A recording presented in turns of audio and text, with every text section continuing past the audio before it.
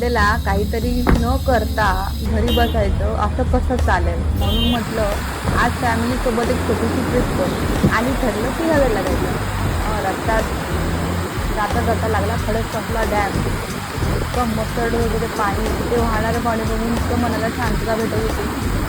खूपच छान. आणि त्या आजूबाजूला असणारा जो परिसर खूपच सुंदर.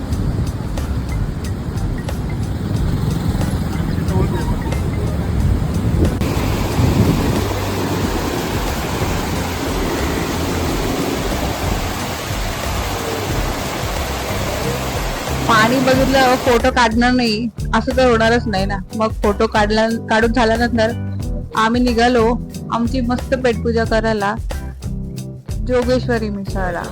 तिथे आम्ही खाल्ली मिसळ आणि मस्त भरपूर काही. अँबियन्स खूप छान होता, मिसळ पण छान होती. पण आम्ही मुंबईमध्ये जी मिसळ खाल्ली ना आणि किंवा ती मटकी भेळ जी खाल्ली ना ती काहीतरी वेगळीच होती. छान होती पण मटकी भेळ जरा कोरडी कोरडी होती. ओव्हरऑल चांगलं होतं, अँबियन्स मस्त होता. मिसळ खाण्याचा पण आनंद भेटला आम्हाला. लहान मुलांसाठी तिथे खेळायला होते, परत तिथे छोटे छोटे डग पण होते आणि छोटे छोटे त्यांनी प्राणी पण पाळले होते. लवकर निघालो खाली घ्या. सकाळी लवकर निघालो कारण विकेंड म्हटलं की ट्रॅफिक तर असणारच, म्हणून ट्रॅफिकच्या आधी निघायचं ठरवलं. त्यात पूर्ण आणि ट्रॅफिक हे गणित खूपच वेगळंच आहे. त्यात रस्त्यात पाऊस, धुकं, आजूबाजूची हिरवळ. हे खरं सुरुवातीला मस्त वाटलं की हे बघून तर असं वाटलं की यार आजचा दिवस लय भारी आहे. थोडा पुढे गेल्यावर राखटाचा रस्ता सुरू झाला आणि दोन्ही बाजूला दिसणारी ही हिरवळ निसर्गाची चादर म्हणजे मुंबईच्या त्या रोडच्या धावपळीपासून अगदी वेगळं जग वाटत होतं. रस्त्यात पावसामुळे वातावरण एकदम मस्त झालं होतं. थंड हवा, हलकं धुकं आणि फॅमिली सोबत एकदम मस्तच वाटत होतं. एकदम हलकं फ्रेश. सिंहगड जवळ पोहोचलो तेव्हा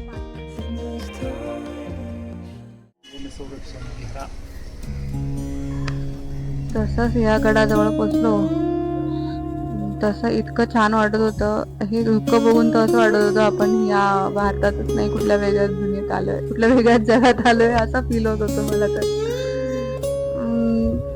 इतकं छान निसर्ग तुमच्यावरती अशी उधळण करतो ना, सुंदर धुक्याची, छान वाऱ्याची, मंद वाऱ्याची. त्यात माझं डोळ्याचं दुखणं होतं, ते कुठं तर गायबच झालं होतं. इतकं थंड थंड वातावरण त्याला भेटलं होतं. डोळे एकदम छानच झाले होते. त्या काळात इतकं सुंदर कलाकृती बांधणं, हे एवढे सुंदर जे इतके वर्ष ती गोष्ट टिकणं ही पण एक मोठीच गोष्ट आहे. त्याच्यामध्ये हे दगडांचं असलेली पायवाट म्हणजे विचार करण्यासारखी गोष्ट आहे की त्या काळात एवढं मोठं स्ट्रक्चर बांधायलाच किती दिवस लागले असतील. आपण विचार पण नाही करू शकत. आजकालच्या बिल्डिंगी 2-3 दिवसातच 4-5 मला वाटतं 50 वर्ष पण टिकू शकत नाही. त्यात ही अशी त्यात हे कित्येक वर्ष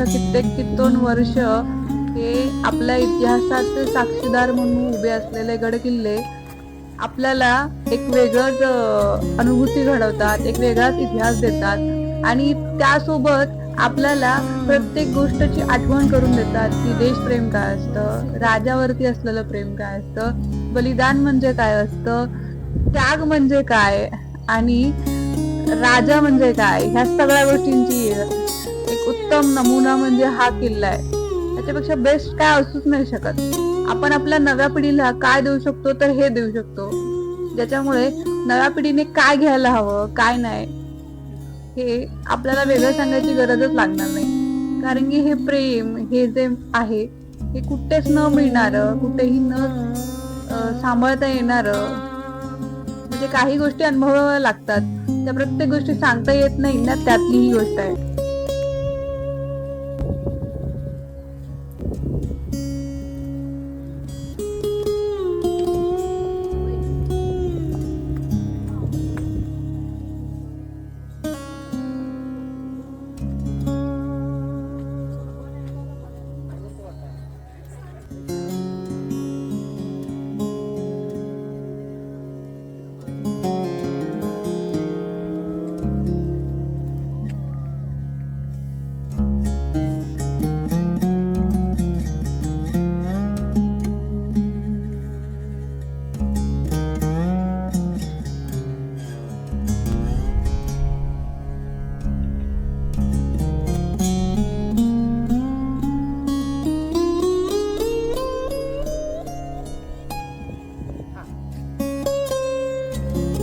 आम्ही मस्त मजा मस्ती करत होतो.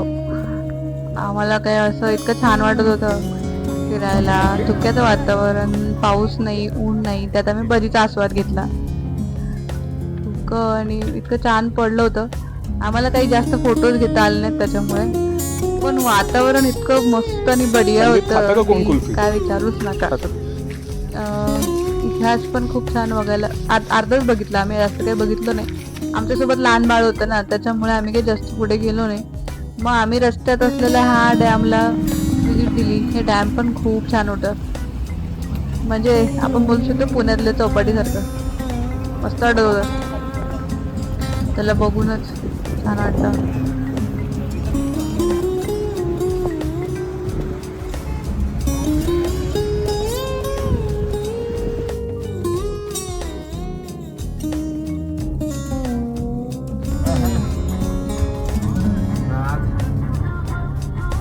त्यानंतर ही रस्त्यात दिसणारी ऑटोच्या पाठीमागे असलेली ही कलाकृती इतकी छान होती की मला कॅप्चर करता करता म्हणजे कंट्रोलच नाही झालं, शेवटी मी फोटो काढलाच.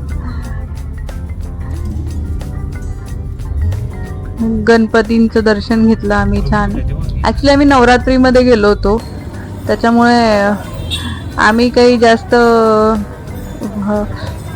त्याच्यामुळे आम्हाला सगळं असं उत्सववर्धक वातावरण पाहायला मिळालं. खूप छान होतं. त्यानंतर ही लिहिलेली पाटी, जग सर्वांसाठी सारखेच असले तरी प्रत्येकाच्या आयुष्याची वाटचालीचे रस्ते नकाशे वेगवेगळे असतात. त्यानंतर हा आपल्या सगळ्यांचा लाडका दगडूशेठ हलवाई गणपती बाप्पा. म्हटलं नाही तेव्हा पाऊस पण खूप होता. पाऊस पण सुरू झालेला होताच. पाऊस संध्याकाळ रात्र असल्यामुळे काही आम्हाला जास्त जेवणाचं काही भेटलं नाही, म्हणून आम्ही पिठला भाकरी ऑप्शन निवडला.